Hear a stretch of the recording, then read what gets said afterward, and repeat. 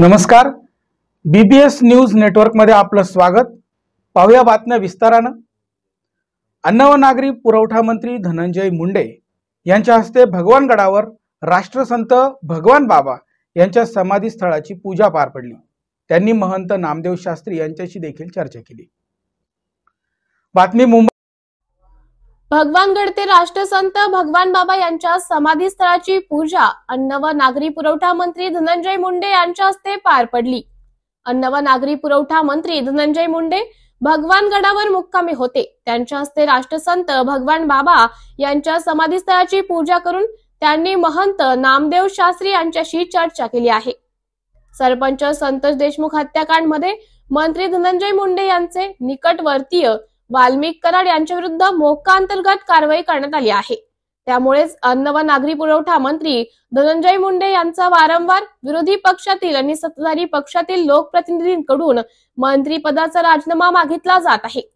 या संपूर्ण प्रकरणामध्ये धनंजय मुंडे हे टार्गेट झाले आहेत। ज्यावेळेस संकट येतात त्यावेळी धनंजय मुंडे हे भगवानगडावर जाऊन नतमस्तक होतात। वंजारी समाजाचे भगवानगड हे भक्त आणि शक्तिस्थान आहे। ज्यावेळेस त्यांना संकटे आली त्यावेळेस त्यांनी भगवानगडावर गेल्याचं देखील बोललं जात आहे। मंत्री धनंजय मुंडे यांना चाहू बाजूने घेरल्यामुळे ते रात्रीच भगवानगडावर मुक्कामी गेले होते। ट्रायल घ्या अजून आवाजाचं काय तुम्हाला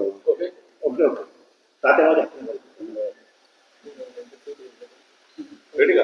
हो महाराज, गेल्या काही दिवसापासून बघतो आपण बीड मध्ये जे प्रकरण सुरू आहे त्यानंतर आज काल रात्री धनंजय मुंडे जे आहेत तर ते गडावर दाखल झालेले आहेत। एकंदरीत ह्या सगळ्या प्रकरणाकडे तुम्ही कसं बघता? तुम्हाला यातून काय म्हणायचं? मला काय प्रश्न विचारायचे विचारा ना। याच्यामध्ये धनंजय मुंडे रात्री आलेले आहेत, त्यांच्याशी काही चर्चा झाली का आपली? हो, तास दोन तास आम्ही दोघं बोललो, व्यवस्थित राजकीय बोललो, सामाजिक बोललो, आध्यात्मिक बोललो। 2-2.5 तास चर्चा झाली त्यांची।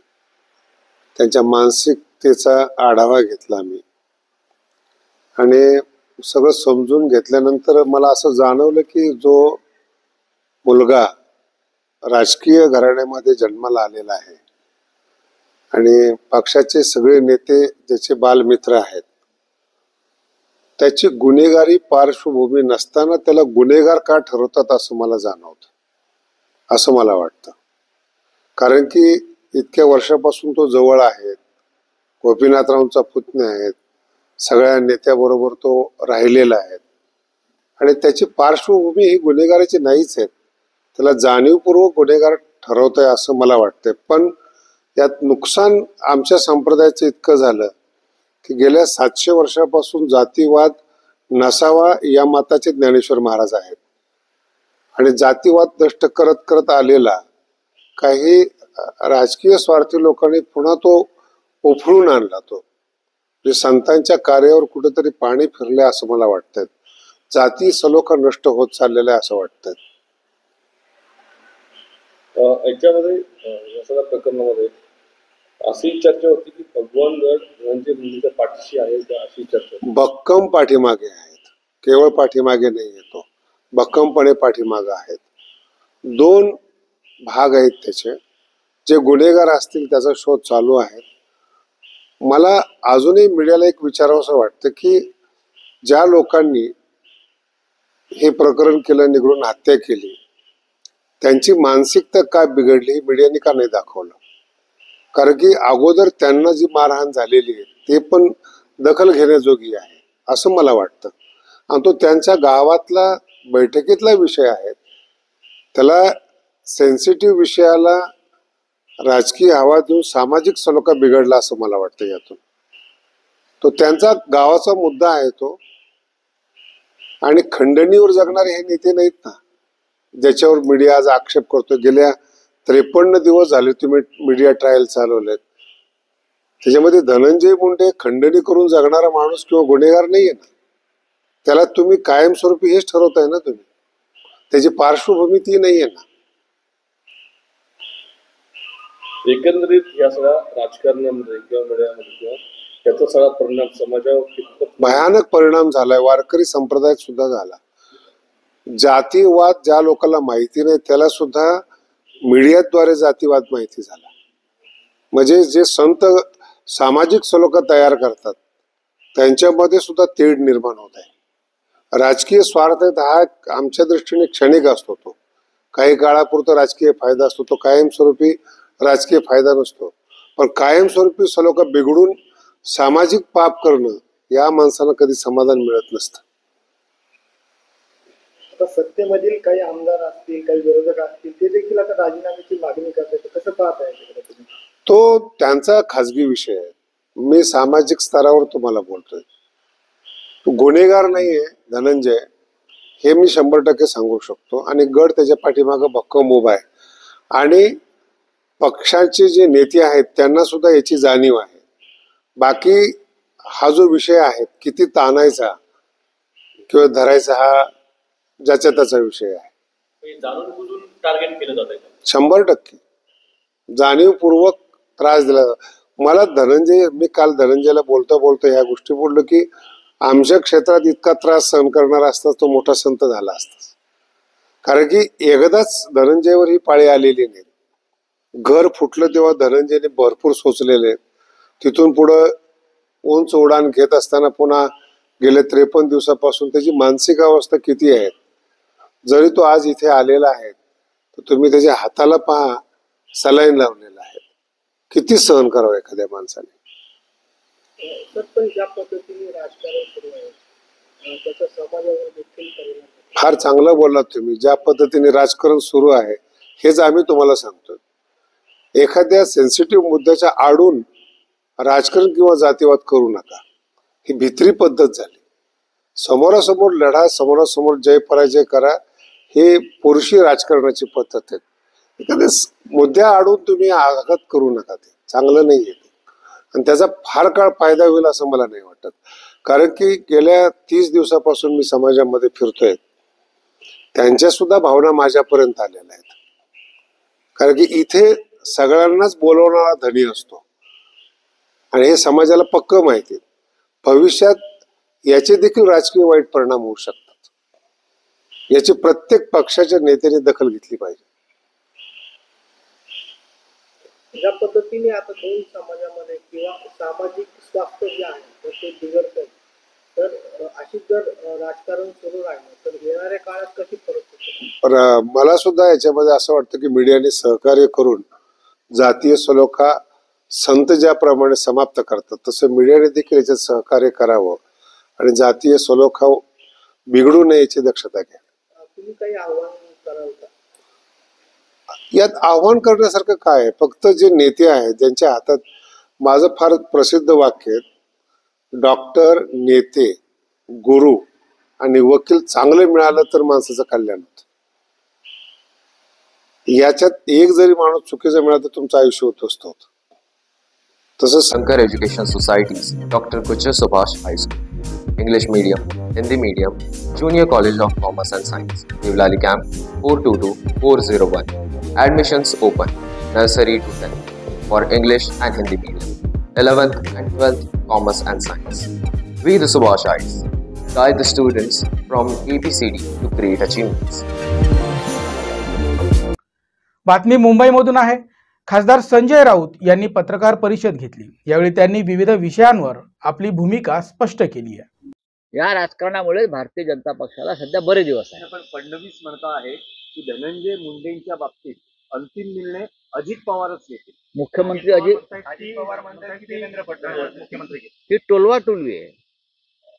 ही बॉलची टोलवाटोलवी आहे. गांभीर्य कळत नाही ह्या लोकांना. अमित शहा काय करतायत मग? देशाचे गृहमंत्री आहेत ना ते. हे सरकार महाराष्ट्रातलं त्यांनी आणलेलं आहे, त्यांच्यामुळे आलं आहे. त्यांनी ईव्हीएम सेट केलेले आहेत, त्यांच्यामुळे हे सगळं सुरू आहे या राज्यामधला गोंधळ. फडणवीस म्हणतायत अजित पवार म्हणतात फडणवीस. पण जनतेच्या न्यायालयामध्ये निकाल लागला. जनता म्हणते तुम्ही जोपर्यंत चौकशी पूर्ण होत नाही तोपर्यंत त्यांचा राजीनामा घ्या. आणि दोन वरिष्ठ मंत्री आणि मुख्यमंत्री वगैरे जे कोणी आहेत ते टोलाटोली करतायत. महाराष्ट्राच्या जनतेला मूर्ख समजतायत ते. राज ठाकरेंचा एक मेळावा झाला, त्या पूर्ण भाषणामध्ये आतापर्यंत ठाकरे किंवा ठाकरे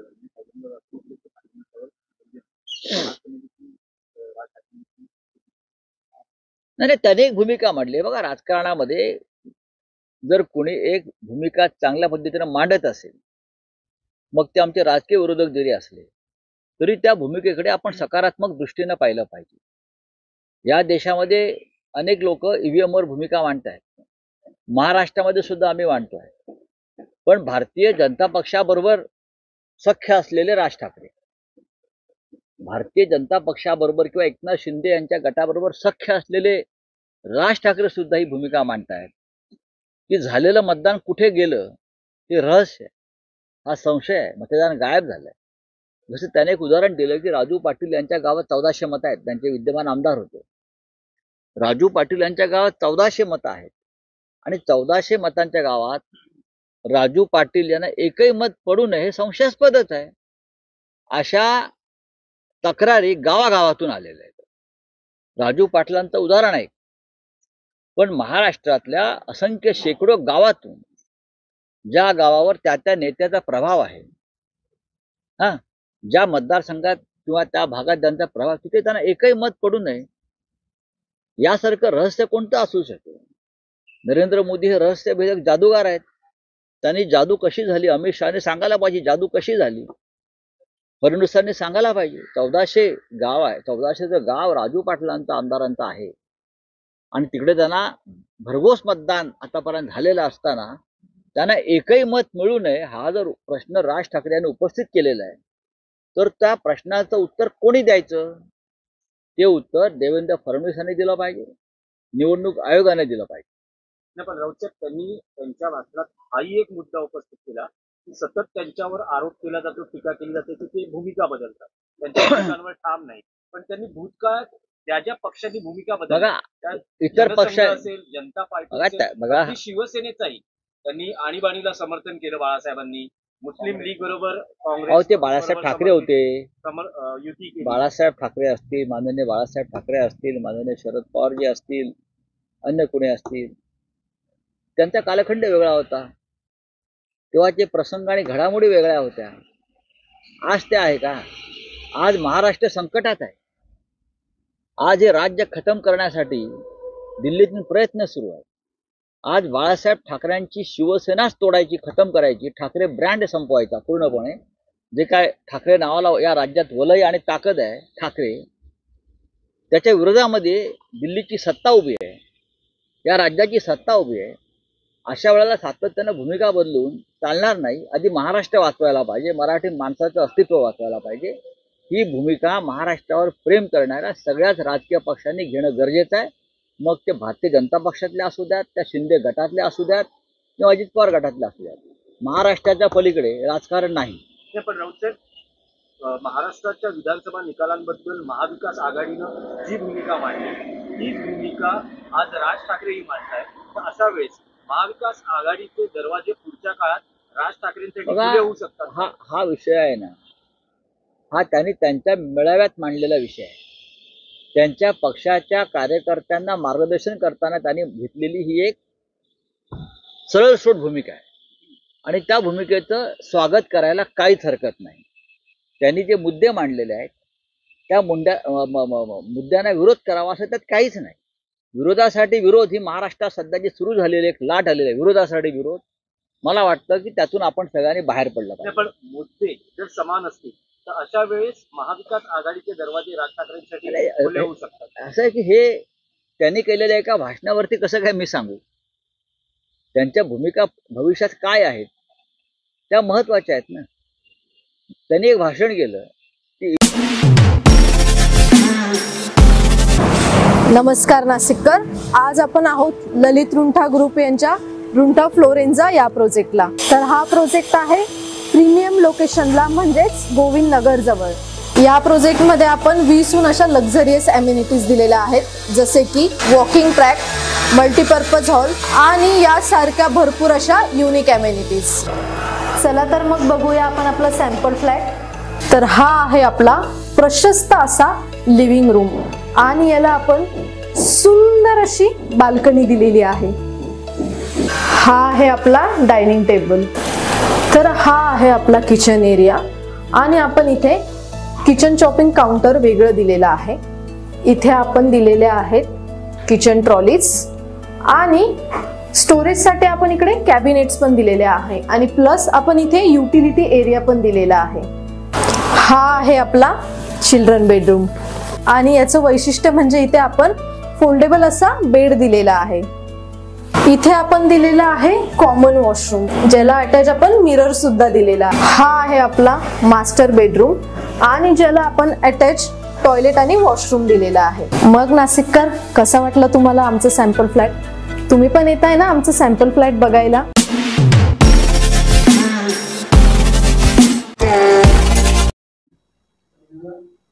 बातमी सोलापूर येथून आहे. बार्शीचे माजी आमदार राजेंद्र राऊत यांनी भाजपच्या सदस्य मोहिमेत 51,000 सभासद केले.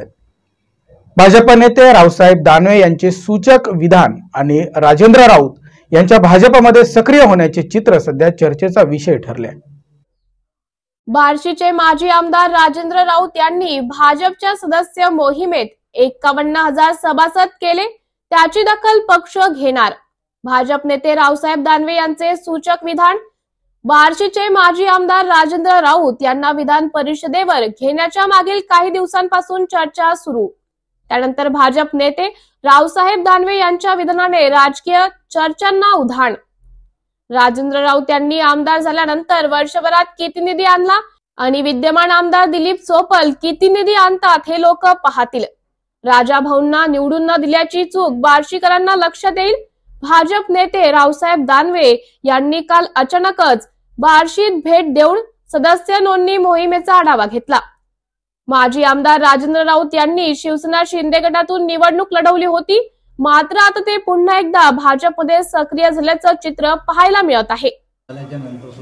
आपण भारतीय जनता पार्टीच्या प्रमुख पदावरती आहात. अनेक वर्ष झालं आपलं खूप मोठं योगदान आहे आणि आपलीच प्रेरणा घेऊन आमच्या बार्शी तालुक्याचे आदरणीय राजभाऊ राऊत साहेब यांनी गेली अनेक वर्ष खूप मोठं काम केलेलं आहे. गेल्या 2.5 वर्षामध्ये जवळपास 4,000 कोटींपेक्षा अधिक मोठा निधी आणून बार्शी तालुक्याचा खूप मोठा विकास केलेला आहे. परंतु काही कारणास्तव निसटता पराभव झाला. तर येणाऱ्या काळामध्ये राजभाऊ राऊत यांचं पुनर्वसन करण्यासाठी आपण भारतीय जनता पार्टीच्या वतीनं काही प्रयत्नरत आहात का? बार्शी तालुक्यातील जनतेची तशी इच्छा आहे. राजकारणामध्ये हार जीत ही काही नवीन नाही आहे. आम्ही अनेक निवडणुका हरलो आणि अनेक निवडणुका जिंकलो. फक्त माणसातला कार्यकर्ता कधी मिळालेला नाही आणि राजाभाऊ राऊत सारखा कार्यकर्ता पराभवानं खचून न जाणारा कार्यकर्ता आहे. आत्ता आपण बघितलं असेल की 51,000 सदस्य पराभव झाल्याच्या नंतर सुद्धा बार्शी तालुक्यात भारतीय जनता पार्टीच्या करणं हे काही फार हे नाही आहे. याचा अर्थच त्यांची जी सक्रियता आहे ती सक्रियता दर्शवते आणि भारतीय जनता पार्टी चांगल्या कार्यकर्त्याकडं नजर ठेवून असते आणि जेव्हा कुठं संधी मिळेल त्या ठिकाणी त्या कार्यकर्त्याला जरूर लावलं जातं. मी स्वतः त्यांना अत्यंत जोडून ओळखतो. मुद्दाम मी रस्ता वाकडा करून त्यांच्या भेटीसाठी या ठिकाणी आलो आणि कार्यकर्त्याचा संच बघितला. मला असं वाटतं की त्यांच्या राजकीय भविष्यावर कुठल्याही प्रकारचं प्रश्नचिन्ह उपस्थित करण्याची गरज नाही. राजकारणात भविष्य त्यांना चांगलं आहे आणि पार्टी जरूर त्यांची दखल घेईल असं मला स्वतःला वाटतं. कारण गेल्या पंचवार्षिकमध्ये भाऊंनी जी आगामी कामाचा आराखडा तयार केलेला होता त्यामध्ये भगवंत तीर्थक्षेत्र असेल, बार्शी तालुक्यामध्ये विविध भागात MIDC असतील, तर त्या निधीच्या बाबतीमध्ये आणखीन थोडीशी सक्रियता वाढण्यासाठी कुठंतरी पदावर असणं गरजेचं आहे असं वाटत नाही का? एक गोष्ट लक्षात घ्या, जरा 2 महिने 4 महिने अजून जाऊ द्या. ज्याला निवडून दिलं ना त्यांचं तर आता यांच्या मुकाबल्यात 1 वर्ष भारता निधी मोजा. राजाभाऊ राऊतना निवडून गेल्याच्या नंतर पहिल्या 1 वर्षामध्ये बार्शी विधानसभा मतदारसंघासाठी काय आणलं आणि आता राजाभाऊ राऊत आमदार नसताना बार्शी मतदारसंघासाठी काय आलं याची तुलना करणारी आपली जनता आहे. मतदार इतका भोळा नाही आहे आणि मग वर्षभराच्या बाद लोकांच्या लक्षात येईल की आपली केवढी मोठी चूक झाली. आणि जर आपल्याला या ठिकाणी पुन्हा नव्यानं या ठिकाणी जिल्ह्याच्या तालुक्याच्या विकासासाठी दोन्ही सरकार आपलं असल्याच्या नंतर जर या ठिकाणी काही आणायचं असेल तर राजाभाऊ राऊत सारखा कार्यकर्ता आणि अशा कार्यकर्त्याला पार्टीनं पुढं करावंच लागणार आहे. मी स्वतः त्यांचा समर्थक आहे. तुम्ही चिंता करू नका, पुढचं भविष्य राजाभाऊचं चांगलं आहे.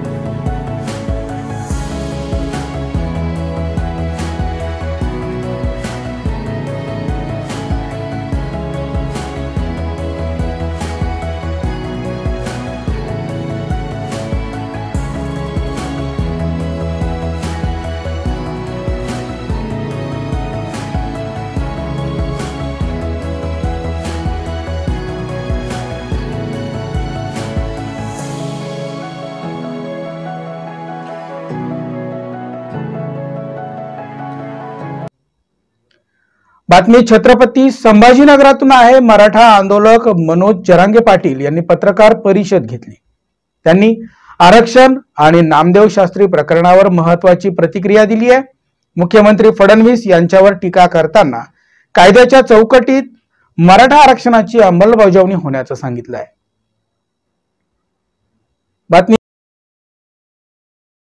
मराठा आंदोलक मनोज जरांगे पाटील यांची पत्रकार परिषद संपन्न. मनोज जरांगे पाटील म्हणाले, सगळे सोयरे अंमलबजावणी ही कायदेशीर आहे. कायदेशीर नसते तर हरकती मागितल्या नसत्या. कायद्याच्या चौकटीत जे बसते ते 100% दिले जाणार असे फडणवीस म्हणालेत. मराठा हा 3 वेळा मागास सिद्ध झालेला व्यवसाय शेती असल्याने सरसकट प्रमाणपत्र देणे कायद्याने बरोबर आहे. फडणवीस यांनी जे सांगितले ते खरं बघावं, आमचा अंत पाहू नये. अभ्यासक देण्याचं कबूल केले. तालुका स्तरावर कक्ष स्थापन करण्याचा विषय झाला. राज्यातील सरसकट गुन्हे मागे घेणार असे म्हटले होते तर ते घेणे गरजेचे आहे. आमचा अंत पाहू नये. आमच्या भावनांशी मुख्यमंत्री देवेंद्र फडणवीस यांनी खेळू नये असं देखील मनोज जरांगे पाटील म्हणाले. नामदेव शास्त्रीवर ते म्हणाले, संतोष देशमुख यांच्या सर्व मारेकरांना शिक्षा व्हायला हवी. एक मोठे महंत आहेत. राजकीय लोक डागाळलेले असतात, मात्र मला वाटत नाही ते बोलले असतील. त्यांना दोष देऊन जमणार नाही. जाणारे त्यांना शिकवत असतील की असे बोला तसे बोला. त्यांना दोष देण्यापेक्षा जो गेला तो जे करतोय तो काही ऐकायला तयार नाही. विकृतपणाने केलेले कार्य याला समाज पाठीशी घालत नाही. टोळी सोडली तर समाजात प्रचंड उद्रेकाची लाट तयार झाली आहे, तर समाज पाठीशी घालणार नाही. गुंड थोडे संप्रदाय चालवतात. गुंडांचे सहारे घेऊन संप्रदाय चालवतील असं वाटत नाही. हे शिकवल्याचा संशय येतो. ते माणूसच वेगळे आहेत. बोलण्याच्या ओघात ते बोलून गेले असतील. दुरुस्त करतील. एक बाजू सांगितली तर एक पलट असते. बघूयात यावेळी मनोज जरांगे काय म्हणालेत ते. बाबाजींचा महंतांचा आसरा घ्यायला गेले, हे बाबाजींना दोष देऊन उपयोग नाही. यांनी हे करू नये. आणखीन खोलात जाईल म्हणजे परत सिद्ध होत आहे. पूर्वीचे दुःख देणारे मग हेच का मग श्रद्धास्थानाला एका वेगळ्या वळणावरती घेऊन जाणारे मग हीच का ती टोळी. त्या जातीला तर कधी दोष देत नाहीत आम्ही, देणार नाही. हीच का मग ती टोळी असं करून घेते. आता शेवटच्या क्षणाला बी म्हणजे तुम्हाला बाबाजींना सुद्धा याच्यात ओढायचं. ही कोणचा राज्यातला किंवा बीड जिल्ह्यातला शांतता सलोखा ठेवायला लागले मग तुम्ही. धनंजय मुंडे हे सांगून शिकून कोणत्या सलोखा ठेवायला लागले तुम्ही, तर वातावरण दूषित करायला लागले. मग त्याला बाबाजीला दोष नाही. करणारा चांगला नाही आणि आणखीन करणाऱ्याने विचारपूर्वक गोष्टी कराव्या. आणखीन तरी हातातून वेळ गेलेली नाही. असंही म्हटले की पक्षांचे नेते यांना देखील जाणीव आहे की धनंजय मुंडे गुन्हेगार नाहीत. बाबा मी मला तर आज ऐकूनच ही व्हायला लागले. खरंच सांगतो मी. जे शॉकिंग विषय, ह्यो शॉकिंग विषय 100% राज्यासाठी हा विषय दुर्दैवी आहे. आणि न्यायाची इथून पुढे अपेक्षाच न करणं, फक्त गुंड आणि गुंडच सांभाळणं, सामान्याला आसरा न देणं असा अर्थ निघतो. पण मी बाबाजींना दोष देणारच नाही. शेवटी त्या बाबाजी त्यांची सर या गुंडाला नाही येणार. सर्रास बलात्कार, दरोडे टाकणारे,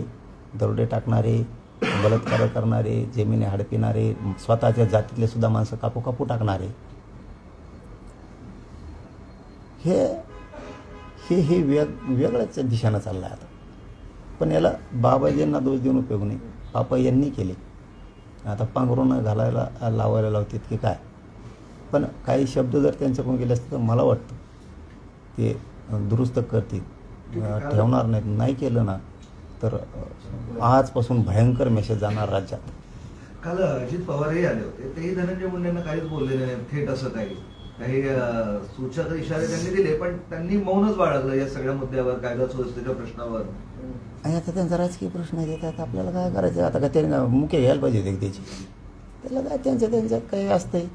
पण राज्यासमोर या बादर मीडियानी सत्य हकीकत गोरगरीब 13 ते 14 करोड जनतेसमोर सत्य समोर ठेवलेलं आहे. जीवावर उद्धार होऊन हे या मीडियाच्या बांधवाचं खरं श्रेय न्याय देण्यासाठीच.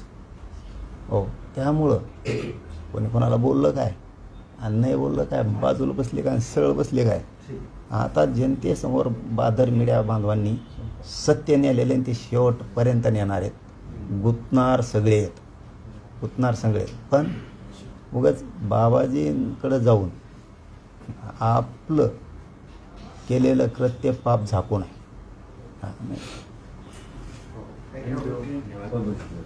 बहुत बहुत शुक्रिया. कुछ रहना है क्या? बाद में आता है.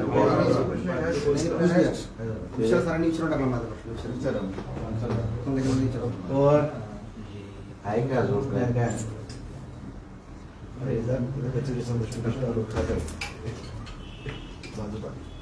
काय? Shankar Education Societies, Dr. Kucha Subhash High School, English Medium, Hindi Medium, Junior College of Commerce and Science, Nivlali Camp 422401. Admissions open, nursery to 10th, for English and Hindi Medium, 11th and 12th Commerce and Science. We the Subhashites guide the students from ABCD to great achievements. बातमी महाराष्ट्रातल्या पुणे जिल्ह्यातील आहे. सारथी संस्था स्थापनेसाठी केलेल्या मोठ्या प्रयत्नांबद्दल अजित पवार यांनी वक्तव्य केलंय. त्यांनी सांगितलंय की संस्थेचा मुख्य उद्देश भावी पिढीचं उत्तम मार्गदर्शन आणि घडवणूक आहे. मोठ्या प्रयत्नातून सारथी संस्था स्थापन करण्यात आली. आमचा एकच उद्देश आहे, भावी पिढी उत्तम घडावी, अजित पवार म्हणाले. माझ्या महाराष्ट्राच्या कानाकोपऱ्यातून आलेले सगळे विद्यार्थी विद्यार्थिनी, तरुण मित्र आणि प्रतिष्ठित नागरिक बंधू भगिनींनो, मी सुरुवातीलाच महाराष्ट्राचा आराध्य दैवत छत्रपती शिवाजी महाराजांना विनम्र अशा प्रकारचं अभिवादन करतो. तुम्ही इथं आलात याचा अर्थ तुमच्याकडे एक मोठं स्वप्न आहे. त्या स्वप्नाला सत्यात उतरण्याच्यासाठी जिद्दीनं तुम्हाला सगळ्यांना प्रयत्न करायचे. मोठं स्वप्न पाहायला कुणीच घाबरण्याचं काही कारण नाही, परंतु तेच तुम्हाला पुढं नेईल हे देखील माझ्या विद्यार्थी विद्यार्थिनींनी लक्षामध्ये घेतलं पाहिजे. माझी तुम्हाला दुसरी एक विनंती आहे. सारथी संस्थेमार्फत UPSC साठी जवळपास 1000 विद्यार्थ्यांना प्रशिक्षणासाठी दिल्ली आणि पुणे येथे आपण पाठवण्याचं काम करतो आणि त्यातील आता 250 विद्यार्थ्यांची ही बॅच आहे. 75% हजेरी अनिवार्य आहे. तसेच चाचणी परीक्षेत किमान 35% गुण मिळाले तरच स्टायपंड त्या ठिकाणी दिला जातो. प्रशिक्षण वर्गांनी माझी विनंती की अतिशय उत्तमपणे शिकवलं पाहिजे. विद्यार्थ्यांना विषय कसा समजून सांगता येईल आणि त्यांच्या अडचणी कशा आपल्याला सोडवता येतील, त्यांचं मन या सगळ्या विद्यार्थी विद्यार्थिनींचं त्या अभ्यासामध्ये कसं रमेल हा देखील प्रयत्न हा निश्चितपणे झाला पाहिजे. यावर्षी महाराष्ट्रातील खूप विद्यार्थी UPSCची पूर्व परीक्षेमध्ये उत्तीर्ण झाले पाहिजेत अशा प्रकारची माझी विनंती आहे, आमची अपेक्षा आहे. मोठ्या प्रयत्नातनं ही सारथी संस्था स्थापन करण्यात आली. राजर्षी शाहू महाराजांच्या विचारांनी प्रेरणेने ही संस्था पुढे जाण्याचा प्रयत्न करते. त्यांनी त्या काळामध्ये जो आदर्श डोळ्यासमोर ठेवलेला होता किंवा तो कृतीमध्ये आणण्याचा प्रयत्न केलेला होता त्याची आज देखील समाजाला गरज आहे आणि हे ओळखूनच ही वास्तू आपण सगळ्यांनी उभी केलेली आहे. यामध्ये आमचा हाच प्रयत्न की उद्याची भावी पिढी अतिशय उत्तम पद्धतीने घडावी. त्यांनी एक जबाबदारीतनं तुमच्या माझ्या देशाला तुमच्या माझ्या राज्याला पुढे नेण्याचं काम त्या बाबतीमध्ये करावं आणि एकंदरीतच आज जे तरुण तरुणींच्या समोर समस्या आहे, परंतु एक गोष्ट मुला मुलींना लक्षात ठेवा, अलीकडच्या काळात हे स्पर्धेचं युग आहे. आम्ही ज्यावेळेस लहानपणी असायचो त्यावेळेस वशिलाचं युग होतं. त्यावेळेस फार मोठ्या प्रमाणावर राजकीय हस्तक्षेप राहायचे.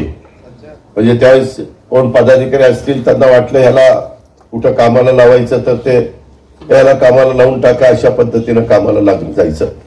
आता मात्र ऍडमिशन देताना पण मेरिट पाहिलं जातं. उद्याच्याला निकाल लागल्यानंतर मेरिटलाच महत्व त्या ठिकाणी आलेलं आहे. त्याच्यामुळं तुम्ही कुठल्या घटकातनं पुढे आलेला आहात, कदाचित गरिबीतनं असाल, मध्यमवर्गीयातनं असाल, काहींची परिस्थिती चांगली असेल, हे तुमच्या माझ्या हातामध्ये नसतं. पण आपल्याला जन्माला घातल्यानंतर ज्यावेळेस कामाची संधी मिळते, आता सगळं तुमच्या बुद्धिमत्तेवर अवलंबून आहे. अलीकडं श्रीमंतीला महत्व नाही, बुद्धिमत्तेला महत्व आहे. ज्याच्यामध्ये बुद्धिमत्ता आहे तो जगामध्ये किती पुढे जाऊ शकतो, किती चांगल्या पद्धतीनं सगळ्या गोष्टी त्याला पाहिजे तशा पद्धतीनं मिळू शकतो, ही वस्तुस्थिती आहे. आणि त्याच्यामुळं कष्ट केल्याशिवाय तुमच्या इथं आलेल्या सगळ्याच विद्यार्थ्यांच्या बाबतीमध्ये आई वडिलांचं स्वप्न तुम्हाला सगळ्यांना साकार करायचे, तुमचंही करायचे, परंतु आई वडिलांच्या पण फार अपेक्षा तुमच्या सगळ्यांच्याकडनं आहे. आणि त्याच्यामुळं तुम्हाला घडवण्याचं, तुम्हाला वाढवण्याचं, तुमच्यावर संस्कार करण्याचं काम तुमच्या जन्मापासून आजपर्यंत आई वडील करत आलेले आहेत, घरातले वडीलधारी करत आलेले आहेत. पुढच्याही काळामध्ये या महत्वाच्या परीक्षेला बसत असताना साधू संतांचा विचार डोळ्यासमोर ठेवा. नवीन नवीन खूप काही रोज शिकता येतं, ते शिकण्याचा त्या ठिकाणी प्रयत्न करा. आणि जे प्रशिक्षण तुम्हाला दिलं जाणार आहे ते व्यवस्थितपणे समजून घेण्याचा प्रयत्न करा. आणि हा प्रयत्न ज्यावेळेस आपण कराल त्यावेळेस उद्याचे जबाबदार नागरिक देखील तुम्ही घडणार आहात, ही पण गोष्ट आपल्याला विसरता येणार नाही. मागं खूप मर्यादा होत्या. जसं जसं आमच्या लक्षात आलं की प्रत्येक बाबतीमध्ये त्या मुलांना इन्फ्रास्ट्रक्चर देण्याची गरज आहे आणि तशा पद्धतीनं सरकारने त्याच्यात लक्ष घातलं. सुदैवाने माझ्याकडे जे नियोजन खाते आहे त्या नियोजन खात्याच्या मार्फतच हे सारथीचं सगळं कामकाज चालतं. माझी एक विनंती आहे की ही जी काही योजना तुमच्याकरता आणलेली आहे, तुमचं भवितव्य ठरवण्याच्या करता आता हे सगळे अधिकारी टॉपचे IAS ऑफिसर होते, चीफ सेक्रेटरी पासून वेगवेगळ्या पदावर रिटायर झालेले लोक आहेत. आज या वयामध्ये देखील या संस्थेला एक वेगळ्या उंचीवर नेण्याचा यांचा सगळ्यांचा प्रयत्न आहे. आणि त्याचं एकमेव कारण आपली भावी पिढी चांगल्या पद्धतीनं घडली पाहिजे, पुढे गेली पाहिजे, कर्तबगार झाली पाहिजे. महाराष्ट्राचं नाव तुम्ही सगळ्यांनी देश पातळीवर त्या ठिकाणी काढण्याचा प्रयत्न हा निश्चितपणे केला पाहिजे. हीच आमची सगळ्यांच्याकडनं अपेक्षा आहे. कधी कधी काही जण आम्ही ज्या काही सारथीच्या बाबतीमध्ये योजना देतो त्याच्या संदर्भामध्ये एक वेगळंच काहीतरी घडवण्याचा प्रयत्न करत असतात. वास्तविक असं नाही. आम्ही पण विद्यार्थी दशेतनं गेलेलो आहे. त्याच्यावर विद्यार्थ्यांच्या काय समस्या आहेत, काय प्रश्न आहेत, काय अडचणी आहेत, या सगळ्याची जाणीव सरकारला आहे, आम्हाला आहे, मुख्यमंत्र्याला आहे, उपमुख्यमंत्र्याला आहे, सर्वांनाच त्या बाबतीमध्ये आहे. हे पण नोंद कृपा करून आपण सर्व सहकाऱ्यांनी त्या ठिकाणी घ्यावी. खूप वेगवेगळे मित्र परिवार आपल्याला वेगळे सल्ले, चुकीचे सल्ले देण्याचा प्रयत्न करतात. चुकीच्या रस्त्याने अजिबात जाऊ नका, ही पण माझी तुम्हाला सगळ्या मुला मुलींना आग्रहाची सूचना त्या बाबतीमध्ये राहणार आहे. एकंदरीतच सारथी संस्था तुम्हाला या प्रवासात सर्वोत्तम मार्गदर्शन कसं मिळेल अशा प्रकारचा आमचा प्रयत्न आहे. त्यांच्या अनुभवाचा तुम्ही इथं लाभ त्या ठिकाणी घ्यावा. मार्गदर्शकांचे सल्ले आणि तज्ञांचं सहकार्य हे तुमच्यासाठी अतिशय अनमोल अशा प्रकारचं आहे. तुमचं यश फक्त तुमचं वैयक्तिक यश हे उद्याच्या काळामध्ये राहणार नाही, ते तुमच्या कुटुंबाचं, समाजाचं आणि महाराष्ट्राचं हे यश ठरणार आहे. देशाला प्रामाणिक, कर्तव्य दक्ष आणि संवेदनशील प्रशासकीय अधिकाऱ्यांची गरज आहे. तुम्ही तेच बनायचंय, ही पण खुणगाठ मनाची बाळगा. या प्रवासात BBS न्यूज या राज्यस्तरावरील 24 तास चॅनलसाठी खालील पदावर काम करणाऱ्या उत्साही, अनुभवी आणि शिकाऊ व्यक्तींची आवश्यकता आहे. तसेच राज्यात सर्वत्र जिल्हावार प्रतिनिधी, कॅमेरामन, मार्केटिंग एक्झिक्युटिव्ह नेमणे आहे. पदाचे नाव: रिपोर्टर, कॅमेरामन, उपसंपादक, कॉपी एडिटर, व्हिडिओ एडिटर, निवेदिका, व्हॉइस ओव्हर आर्टिस्ट. त्वरित खालील नंबरवर संपर्क करा. श्री भरत गोसावी, संचालक, 98 227 85 037. श्री सतीश रुपवते, संचालक, 83 297 62 302. श्री बंटी आढाव, संचालक, 89 561 99 139.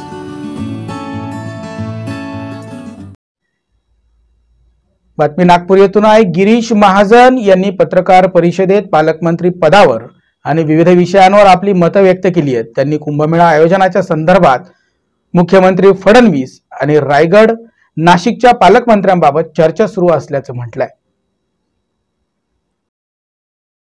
1.5-2 वर्षांनी कुंभमेळा असल्याने मुख्यमंत्र्यांनी माझं नाव पालकमंत्रीपदी दिलं होतं, गिरीश महाजन म्हणाले. पालकमंत्री पदावर गिरीश महाजन म्हणाले, 2 ठिकाणी नाशिक आणि रायगड आमच्या 3ही पक्षात सगळ्यांची मागणी आहे की पालकमंत्री करा म्हणून. माझी अगोदर घोषणा झाली होती, पण पुन्हा मुख्यमंत्र्यांनी नाशिक आणि रायगडला स्टे दिला. 3ही नेते चर्चा करत आहे. लवकरच यातून मार्ग निघेल. 3ही पक्ष तोलामोलाचे आहेत, म्हणून प्रत्येकाला वाटतं आपण पालकमंत्री व्हावे. 14 ते 19 कुंभमेळा होता, त्यावेळी मी पालकमंत्री आणि कुंभमेळा मंत्री होतो. दादा भुसेंना मी सांगितले होते, त्यावेळी भुसेंनी पालकमंत्री केलं होतं. पण आता पुन्हा कुंभमेळा आला. 1.5-2 वर्षांनी कुंभमेळा आहे, त्यामुळे मी कुंभमेळ्यात मंत्री राहिलो आहे. म्हणून मुख्यमंत्री म्हणाले, सगळं सुरळीत करायचं असेल तर पालकमंत्री मला ठेवा. कुंभमेळ्याचा मोठा चॅलेंज आहे. गेल्या वेळेपेक्षा दुप्पट संख्येने भाविक येतील. गेल्या वेळी स्वच्छ सुंदर कुंभमेळा आपण आयोजित केला होता. यावेळेला तशीच परिस्थिती राहिली तर आमचं काम अधिक सोयीचं होईल, म्हणून मागणी केली होती. रायगड पालकमंत्री पदावर शिंदे यावर ते म्हणाले, 3ही नेते बोलत आहे, चर्चा करत आहे. एकमताने हा निर्णय होईल, मग तो रायगडचा असेल किंवा नाशिकचा. बघूयात यावेळी गिरीश महाजन नेमकं काय म्हणाले. दादा भुसेंना पालकमंत्री केलं होतं, पण आता पुन्हा कुंभ आलेला आहे. 12 वर्षांनी 1.5-2 वर्षांनी आता कुंभमेळा त्या ठिकाणी आहे आणि म्हणून मी कुंभमेळा मंत्री पण आहे. आणि म्हणून मुख्यमंत्री महोदय म्हणाले, देवेंद्रजी, आणि मी पण आग्रह धरलेला होता की जर सगळं सुरळीत करायचं असेल, म्हणजे सुरळीतपेक्षा म्हणजे कोऑर्डिनेशन जर व्यवस्थित ठेवायचं असेल तर पालकमंत्री मला ठेवा आणि कुंभमेळा मंत्री मी आहेच. कारण यावेळेला मोठं चॅलेंज कुंभमेळ्याचं या ठिकाणी गेल्या वेळेपेक्षा दुप्पट गर्दी यावेळेला होईल अशी अपेक्षा आहे. आपण बघतात उत्तर प्रदेशमध्ये किती मोठ्या प्रमाणात भक्तगण त्या ठिकाणी आलेले आहेत आणि म्हणून आमची मागणी होती की मला पालकमंत्री करावं. तसं जाहीरही झालेलं होतं, पण शिंदेसाहेब असतील, दादा यांनी काय विचार केल्यानंतर त्याला स्टे दिलेला आहे. मला वाटतं 2-3 दिवसामध्ये त्यांच्यामध्ये चर्चा सुरू आहे. एकमताने त्या ठिकाणी निर्णय होईल. मागे दादा भुसेंसाठी तुम्ही जागा सोडली, आता अपेक्षा आहे की त्यांनी पण ते हे नाशिक आणि कुंभ आणि मागच्या वेळेचं सगळं पाहता यंदा त्यांनी मागे घ्यावं पाहिजे. नाही, मी असं म्हणणार नाही, पण हे खरं आहे की गेल्या वेळी पालकमंत्री मीच होतो, कुंभमेळा मंत्री मी होतो. आपण बघितलं किती सुरक्षित, किती सुंदर, किती स्वच्छ असा कुंभमेळा मागच्या वेळेला आपण केलेला होता. आणि म्हणून मला असं वाटतं की याही वेळेला जर तसंच राहिली परिस्थिती तर अधिक त्याच्यामध्ये आम्हाला काम करण्याचं सोयीचं होईल आणि म्हणून आमची मागणी होईल. सर, सामनामध्ये एक बातमी छापलेली आहे की रायगडचं पालकमंत्रीपद जे आहे ते उपमुख्यमंत्री शिंदे साहेबांना जाणार आणि त्यांना मुंबईच्या पालकमंत्रीपदावर हटवलं. मी तेच सांगितलं की आता 3ही मंत्री, आमचे 2 उपमुख्यमंत्री आणि माननीय देवेंद्रजी हे त्या ठिकाणी या संदर्भामध्ये बोलत आहेत, चर्चा करत आहेत. मला वाटतं एकमताने हा निर्णय होईल, मग तो रायगडचा असेल किंवा नाशिकचा असेल. मुख्यमंत्र्यांनी मंत्र्यांचं कामकाज ठरवून दिलेलं आहे. 2 दिवस मतदारसंघात, 3 दिवस मंत्रालयात. काय नेमकं हे कामकाज आणि काय याच्यामागे पाठवलं? नाही, खरं आहे, कारण मंत्रालयामध्ये मंत्री असले पाहिजेत, अन्यथा आपण दौरेच करतो आहे किंवा मंत्रालयात येत नाही असं अनेक वेळा तक्रारी. मी आता 35 वर्ष झाले आमदार आहे, मला या संदर्भामध्ये बरीचशी माहिती आहे. काही मंत्री असतात पूर्वीपासून मी बघतो की मग ते मंत्रालयामध्ये येतच नाहीत, मग घरी बसून कारभार करतील बंगल्यावर किंवा मतदारसंघात किंवा दुसऱ्या जिल्ह्यात दौरे करतात. पण मंत्रालयातही राज्यभरातून येणारे लोक त्या ठिकाणी असतात, आपल्या अडचणी घेऊन, तक्रारी घेऊन.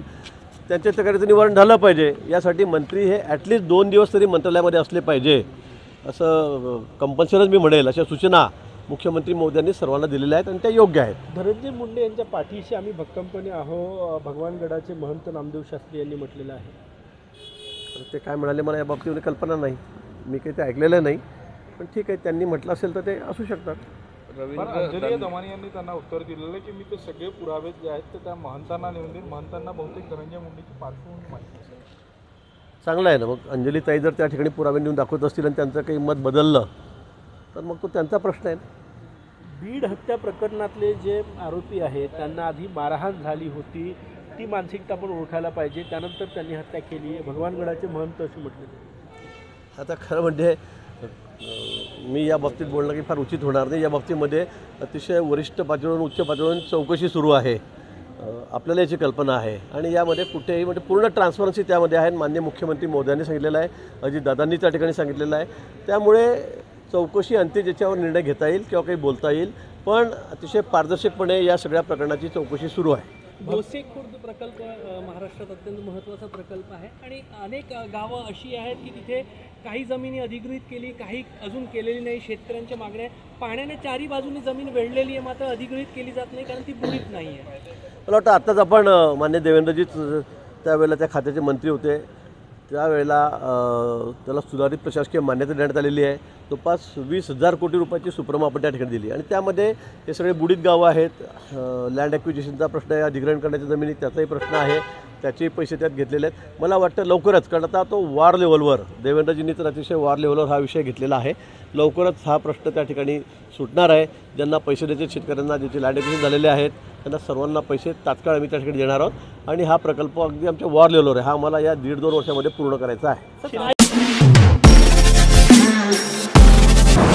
नमस्कार नाशिककर, आज आपण आहोत ललित रुंठा ग्रुप यांच्या रुंठा फ्लोरेन्झा या प्रोजेक्टला. तर हा प्रोजेक्ट आहे प्रीमियम लोकेशनला, म्हणजेच गोविंद नगर जवळ.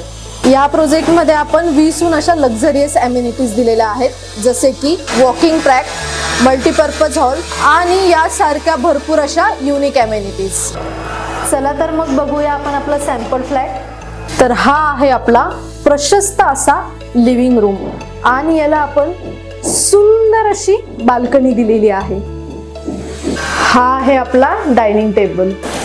तर हा आहे आपला किचन एरिया आणि आपण इथे किचन चॉपिंग काउंटर वेगळं दिलेलं आहे. इथे आपण दिलेले आहेत किचन ट्रॉलीज आणि स्टोरेजसाठी आपण इकडे कॅबिनेट्स पण दिलेले आहे आणि प्लस आपण इथे युटिलिटी एरिया पण दिलेला आहे. हा आहे आपला चिल्ड्रन बेडरूम आणि याचं वैशिष्ट्य म्हणजे इथे आपण फोल्डेबल असा बेड दिलेला आहे. इथे आपण दिलेला आहे कॉमन वॉशरूम, ज्याला अटॅच आपण मिरर सुद्धा दिलेला आहे. हा आहे आपला मास्टर बेडरूम आणि ज्याला आपण अटॅच टॉयलेट आणि वॉशरूम दिलेला आहे. मग नाशिककर, कसा वाटला तुम्हाला आमचं सॅम्पल फ्लॅट? तुम्ही पण येताय ना आमचं सॅम्पल फ्लॅट बघायला?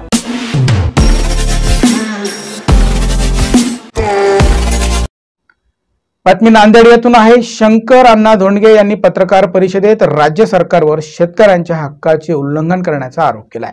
ते म्हणाले, हे सरकार तसेच यापूर्वीचे सर्व सरकार शेतकऱ्यांवर अन्यायच करतायत. हे सरकार नाही तर यापूर्वीचे देखील सरकार शेतकऱ्यांवरती अन्याय करत होतं. शंकर अण्णा धोंडगे. पुढील आठवड्यामध्ये महाराष्ट्र राज्य समितीच्या बैठकीचे आयोजन करण्यात आले असून येणाऱ्या स्थानिक स्वराज्य निवडणुकीच्या अनुषंगाने ही बैठक घेण्यात येत आहे. यावेळी पक्षाचे ध्येय धोरण ठरवून समितीच्या वतीने आपली भूमिका स्पष्ट करणार आहेत व हे सरकार शेतकऱ्यांच्या शेतमालाला भाव देत नसून यापूर्वीचे देखील सर्व सरकार हे शेतकऱ्यांवरती अन्याय करत असल्याचा आरोप माजी आमदार शंकर अण्णा धोंडगे यांनी सरकारवरती केला आहे. भावाचा विषय हा फार प्रलंबित विषय आहे. सरकार हेच म्हणून नाही, यापूर्वीचे जे सरकार येतात त्यांच्याकडूनही शेतकऱ्यावर कुठल्या ना कुठल्या बाबतीत असाच अन्याय होतो. या बाबतीत आता संबंधित शेतकऱ्यांनी संघटित भूमिका, राजकीयदृष्ट्या संघटित थोडी शहाणपणाची भूमिका घेतलं तरच प्रश्न सुटायला सुखकर होईल. अन्यथा येणारे कोणतेही सरकार असो या बाबतीत शेतकऱ्याला न्याय देताना अपुरे पडतात.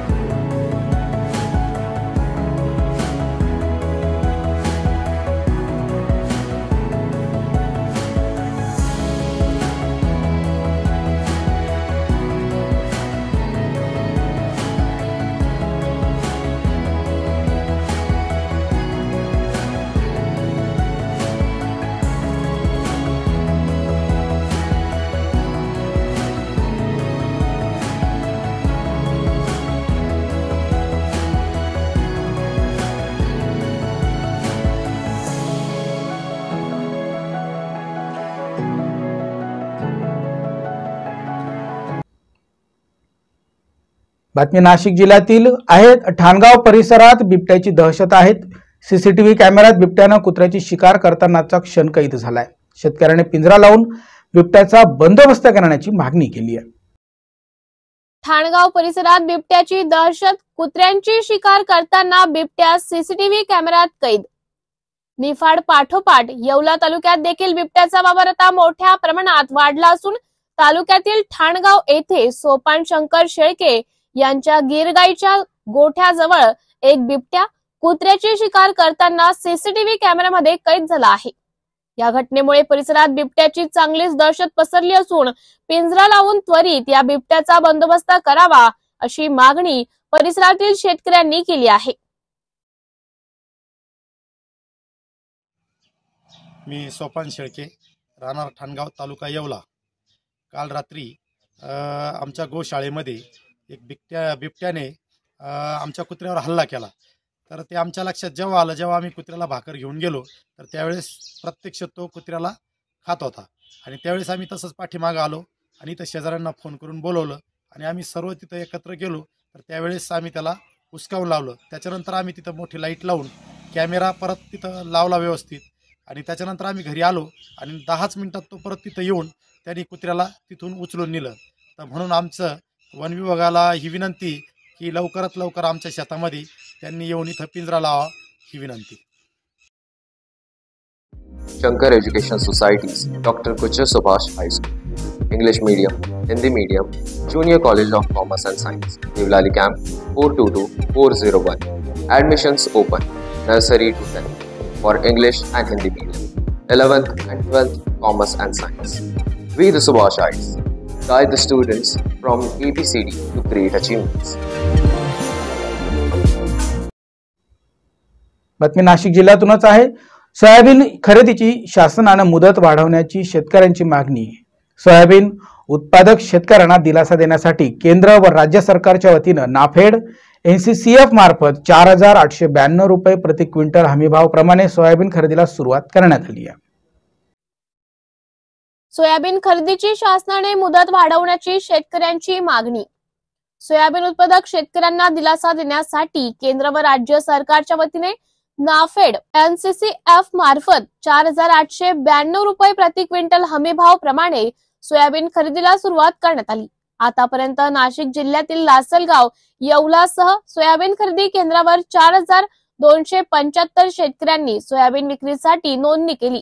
यातील 873 शेतकऱ्यांची 11,505 क्विंटल सोयाबीन खरेदी केली असून 3,402 शेतकरी सोयाबीन विक्रीपासून वंचित असताना आता सोयाबीन खरेदीची उद्या 31 जानेवारी रोजी मुदत संपणार असल्यामुळे नोंदणी केलेल्या सोयाबीन उत्पादक शेतकऱ्यांनी सोयाबीन विक्रीसाठी सोयाबीन खरेदी केंद्रावर एकच गर्दी केली.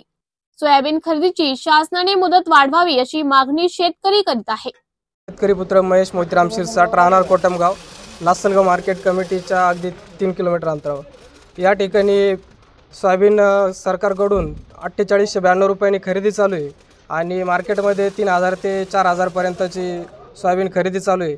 शेतकऱ्यांना 1,000 ते 1,500 रुपये या सरकारच्या खरेदीमागे फायदा होतोय. परंतु सरकारने आत्ताच 31 जानेवारी ही डेडलाईन दिलेली असल्याने शेतकऱ्यांचा बराचसा माल अजून घरीच असल्याने शेतकऱ्यांना त्याचं नुकसान होणार आहे. तर सरकारने ती तारीख मुदत अधिकशी कशी वाढवून देऊन शेतकऱ्यांचा फायदा कसा होईल याकडे बारकाईने लक्ष द्यावे. सरकारने लक्ष द्यावे. केंद्र व राज्य शासनाच्या वतीने NCCF व नाफेड मार्फत राज्यात ठिकठिकाणी हमीभावाने सोयाबीन केंद्र सुरू करण्यात आली आहे. तरी तिची डेडलाईन 31 जानेवारीला संपत आहे.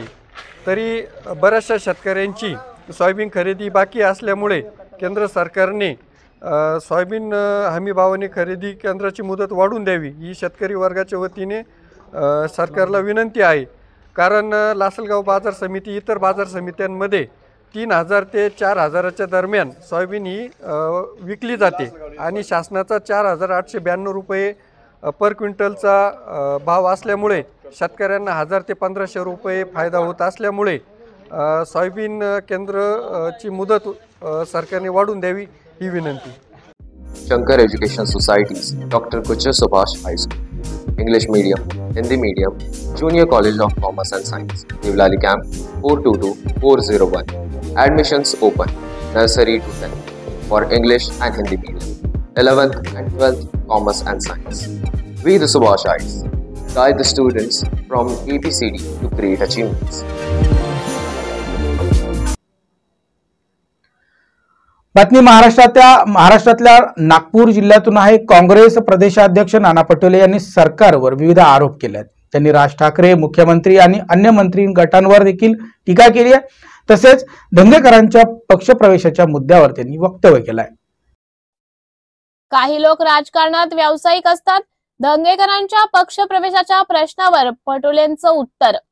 राज ठाकरेवर पटोले म्हणाले, काँग्रेसने निवडणूक आयोगाच्या प्रणालीवर भूमिका मांडली, तीच भूमिका राज ठाकरे यांनी मांडली. पारदर्शकता सांगायचे भूमिका ठेवली नव्हती. 76 लाख मतांची माहिती दिली नाही. लोकशाहीचा दिवसा ढवळ्या भाजप केंद्र नेतृत्वाने लोकशाहीचा गळा चिरला आहे. राज ठाकरे मवियात येतील का यावर ते म्हणाले, महाराष्ट्र सरकार जिल्हे लुटण्याचं काम सुरू आहे. जनता वाऱ्यावर आहे. शेतकऱ्यांच्या धान्याला भाव द्यायचे नाही. 24,52,000 अर्ज नोकरीसाठी केले आहेत. महागाई वाढत आहे. वीज दर वाढले. जनतेला लुटण्याचं काम केले. धनंजय मुंडे हे गुन्हेगार नाही असं नामदेव शास्त्री यांच्याकडून पाठराखण करण्यात आलं. भक्कम पाठिंबा असेल. मला त्याच्यावरची कुठली प्रतिक्रिया द्यायची नाही. बीडमध्ये जो संतोष देशमुखचा जो खून झालेला आहे सरपंचाचा, आणि परभणीमध्ये पोलिसांनी कोम्बिंग ऑपरेशन करून एका मागासवर्गीय मुलाची हत्या जी केलेली आहे, या दोन्ही गुन्हेगारांना सरकारने सजा दिली पाहिजे. पुन्हा महाराष्ट्रामध्ये अशा घटना होऊ नये याची सरकारने काळजी घेतली पाहिजे. ही भूमिका काँग्रेसची आहे. या सरकारमध्ये 65% मंत्रीचे गुन्हेगार आहेत. कोणावर हत्याचे आरोप आहेत, कोणावर रेपचे आरोप आहेत, कोणावर भ्रष्टाचाराचे आरोप आहेत. 65% मंत्री आहेत. त्यांच्याच ॲफिडेव्हिटमध्ये आहे. आम्ही आरोप करत नाही, वस्तुस्थिती ती आहे. त्यामुळे एक धनंजय मुंडे नाही, या सरकारमध्ये 65% 65% मंत्री हे असतील तर त्यांना राजीनामे द्यावा लागेल. फडणवीसांनी ह्या सगळ्या गोष्टीचं आत्मचिंतन केलं पाहिजे, परीक्षा केली पाहिजे. दाऊद झालं, आता दिल्लीच्या प्रचारामध्ये लागलेले आहे. महाराष्ट्रामध्ये बेहाल आहेत. अशा परिस्थितीत महाराष्ट्र वाऱ्यावर सोडून समजा मुख्यमंत्री वागत असतील, ते महाराष्ट्राच्या हिताचं नाही.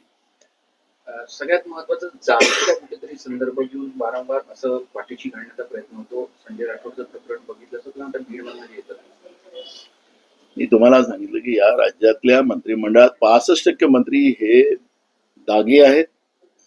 त्यांच्यावर अनेक आरोप आहेत आणि अनेक कोर्टामध्ये त्यांच्या प्रकरण चाललेली आहे. असे 65% मंत्री आहेत. एक संजय राठोड किंवा धनंजय मुंडे नाही, 65% आहेत. महाराष्ट्रातलं सरकार हे गुन्हेगारांचं सरकार आहे, हे त्याच्यातून सिद्ध होत आहे. त्यामुळे राज्यातल्या 1-2 मंत्र्यांची चर्चा करण्यापेक्षा 65% मंत्र्यांची चर्चा व्हावी आणि त्यांना मंत्रिमंडळातून काढलं पाहिजे. खरं जे पार्टी विथ द डिफरन्स जे भाजप आहे त्या पद्धतीचं असेल तर, नाही ते गुन्हेगारांची प्रवृत्ती असलेलं party with the difference Bhajap आहे, हे त्याच्यातून सिद्ध होईल. युवक काँग्रेस कार्यकर्ते. नमस्कार नाशिककर.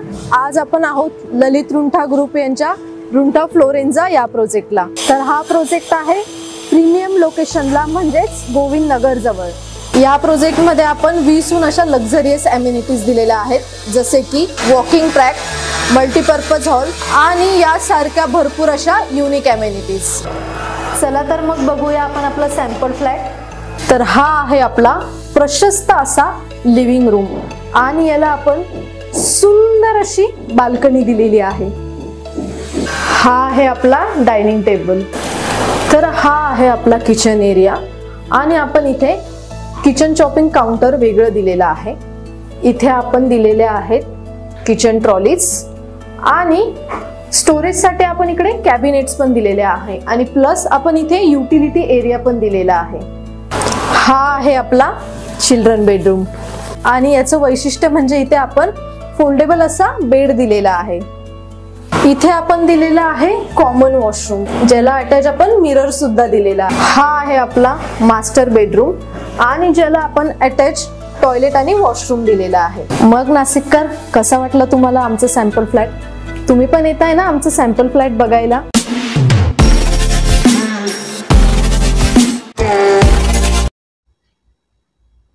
भाजप नेते किरीट सोमय्या यांनी राज्यात बांगलादेशी नागरिकांच्या घुसखोरीवर गंभीर आरोप केले.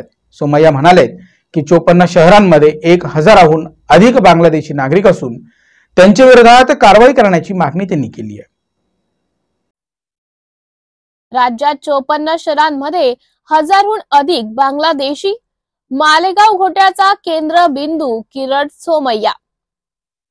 भाजप नेते किरीट सोमय्या यांनी दावा केला आहे की महाराष्ट्रातील 54 शहरांमध्ये 1000हून अधिक बांगलादेशी घुसखोर आहेत आणि मालेगाव हा घोटाळ्याचा केंद्रबिंदू आहे. सोमय्या यांनी विभागीय आयुक्त प्रवीण गेडाम यांच्याशी चर्चा करत बांगलादेशी नागरिकांकडून बनावट कागदपत्रांच्या आधारे फसवणूक झाल्याचे पुरावे सादर केल्याचा दावा केला आहे. किरीट सोमय्या यांनी सांगितले की 100हून अधिक बांगलादेशांनी खोटे कागदपत्र सादर करून तहसीलदारांची फसवणूक केली. या गैरव्यवहारात तहसीलदार कार्यालयातील कर्मचाऱ्यांची संलग्नता असल्याचा त्यांनी आरोप केला आहे.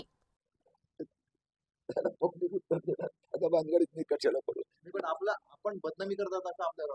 अरे दादा, बांगलादेशी रोहिंग्यांना भारतात घुसवणं, त्यांना जन्म प्रमाणपत्र देणारे जे कटकारस्थान करणारे लोक आहेत त्यांच्या विरोधात कारवाई. आणि हे 2,14,000 तर मी पुरावे दिलेले आहेत. म्हणून कुठला राजकारणी वोट जिहाद, वोट बँक म्हणून या दृष्टिकोनातून बघतात. मालेगावचा आमदार पण विरोध करतो आणि खासदार पण विरोध करतोय किरीट सोमय्याचा, कारण की ते मवी आता वोट जिहादच्या आधारावर निवडून आले. मी जे पुरावे दिले ना त्यात त्यांनी खोडून काढावे. पण म्हणजे तुम्ही बेकायदेशीर बांगलादेशी रोहिंग्याला घुसवू इच्छितात. देशाच्या सुरक्षिततेसमोर खेळणारे आमदार असो, खासदार असो, उद्धव ठाकरे असो, राहुल गांधी असो, किरीट सोमय्या चुकेगा नाही.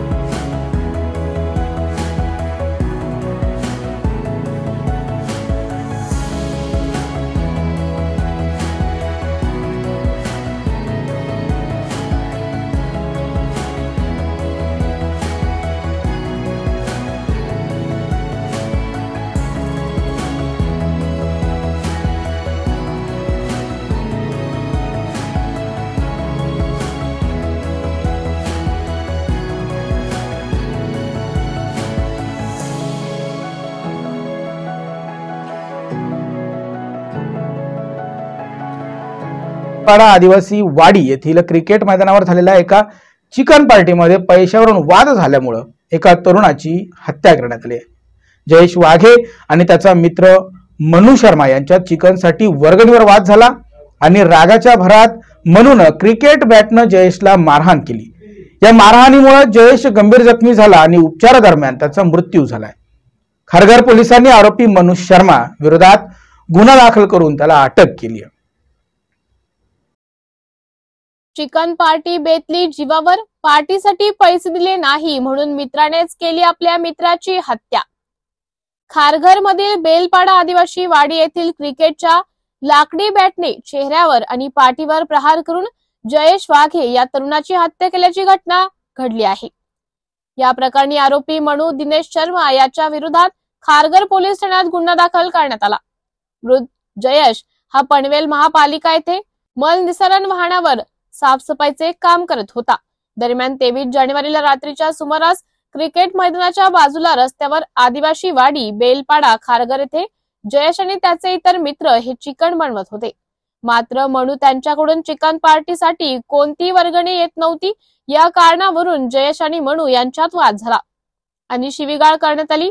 जयेश मेनू याच्या कानाखाली मारली. याचा राग आल्याने मनु याने जयेशला हातबुक्क्यांनी छातीत व पोटावर मारहाण केली आणि क्रिकेटच्या लाकडी बॅटने चेहऱ्यावर आणि पाठीवर प्रहार केले. यात जयेश हा गंभीर जखमी झाला. त्याला MGM हॉस्पिटल कामोठे येथे दाखल करण्यात आले. मात्र उपचारादरम्यान त्याचा मृत्यू झाला. त्यानंतर आरोपी विरोधात गुन्हा दाखल करून खारघर पोलिसांनी मनोज शर्मा याला अटक केली आहे. 23 तारखेला या घटनेमधील जो मयत आहे जयेश बाबू वाघे हा त्याच्या मित्रांसोबत खारघर पोलीस स्टेशनच्या हद्दीत एक क्रिकेटचं ग्राउंड आहे बेलपाडा गावामध्ये, तिथं जेवण बनवण्यासाठी गेलेला होता. तेव्हा त्याचा दुसरा मित्र जो या घटनेतील आरोपी मनोज शर्मा हा तिथे आला होता. तेव्हा त्याच्यामध्ये मयतामध्ये आणि त्याच्यामध्ये वाद झाला होता. या कॉन्ट्रीब्युशनचे पैसे देत नाही वगैरे वगैरे, आम्ही तुला जेवायला देणार नाही, असा तो वाद झाला. त्यावेळी त्याचा राग येऊन मनोज शर्माने त्याच्याकडच्या बांबूने हाताबुक्याने त्याला मारलंय मयताला, आणि मयत जखमी झाल्यानंतर त्याला हॉस्पिटलला ॲडमिट करण्यात आलं होतं. त्याचा 27 तारखेला मृत्यू झाला या घटनेमध्ये. तेव्हा मग खारघर पोलीस स्टेशनला आपण खुनाचा गुन्हा दाखल केला. या गुन्ह्याच्या तपासामध्ये आरोपी मनोज शर्माला आपण अटक केलेली आहे आणि माननीय न्यायालयाने त्याला 31 तारखेपर्यंतची पोलीस कोठडी रिमांड सुनावलेली आहे. या गुन्ह्याचा तपास महिला पोलीस निरीक्षक शीतल पाटील या करत आहेत. याचबरोबर BBS न्यूजचं आजचं बातमीपत्र संपलं. पुन्हा भेटूया पुढील प्रसारणात. तोपर्यंत मी दीपक आपली रजा घेतो. नमस्कार. Shankar education societies, doctor Kuchar Subhash high school, English medium, Hindi medium, junior college of commerce and science, Deolali camp 422-401. Admissions open. Nursery to 10th for English and Hindi medium. 11th and 12th Commerce and Science. We the Subhashites guide the students from ABCD to great achievements.